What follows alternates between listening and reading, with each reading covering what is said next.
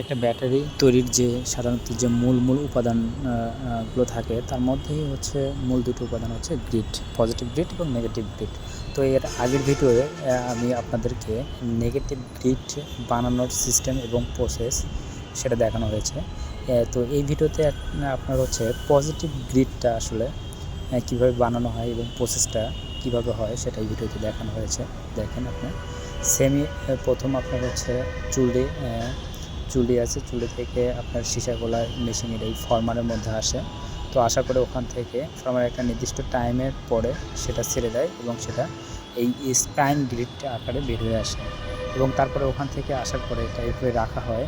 তারপরে এটা ওই যে অপারেটর থাকবে সে উপরের ওই অংশটা মানে বাদ দিবে, ওখান থেকে বাদ দেওয়ার পরে এইভাবে সাজিয়ে রাখবে এবং সেগুলোকে গংলেটে ভর্তি করার জন্য বা গংলেট ভরার জন্য সেটা আবার হচ্ছে যেখানে পজিটিভ কেমিক্যাল ফিল করা হয় সেখানে এইগুলোকে পাঠানো হবে।